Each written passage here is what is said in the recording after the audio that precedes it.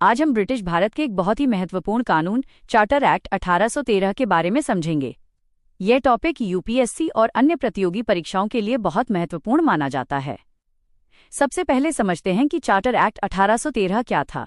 Charter act 1813 British parliament द्वारा पास किया गया एक कानून था, जिसके माध्यम से ईस्ट इंडिया कंपनी के शासन और व्यापारिक अधिकारों को अगले 20 वर्षों के लिए बढ़ा दिया गया।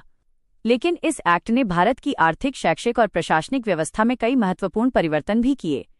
सबसे महत्वपूर्ण प्रावधान था ट्रेड मोनोपोली का अंत। इससे पहले ईस्ट इंडिया कंपनी को भारत के साथ व्यापार करने का पूर्ण अधिकार था, लेकिन चार्टर एक्ट 1813 ने भारत के साथ व्यापार पर कंपनी की मोनोपोली समाप्त कर दी। अब अन्य ब्रिटिश व्यापारी भी भारत में व्यापार कर सकते थे।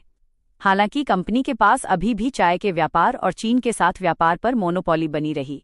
दूसरा महत्वपूर्ण प्रावधान था ब्रिटिश क्राउन की संप्रभुता की मान्यता। इस एक्ट ने स्पष्ट किया कि भारत के क्षेत्र वास्तव में ब्रिटिश क्राउन के अधीन है और ईस्ट इंडिया कंपनी केवल उनके प्रतिनिधि के रूप में शासन कर रही है। इससे ब्रिटिश सरकार का भारत के प्रशासन पर नियंत्रण और मजबूत हो गया। तीसरा महत्वपूर्ण प्रावधान था भारत में शिक्षा के विकास की शुरुआत। चार्टर एक्ट 1813 ने पहली बार भारत में शिक्षा को बढ़ावा देने की जिम्मेदारी स्वीकार की। इसके तहत हर वर्ष 1 लाख रुपए भारतीयों की शिक्षा के लिए खर्च करने का प्रावधान किया गया। यही प्रावधान आगे चलकर मैकाले मिनट 1835 और वुड्स डिस्पैच 1854 जैसी नीतियों की आधारशिला बना।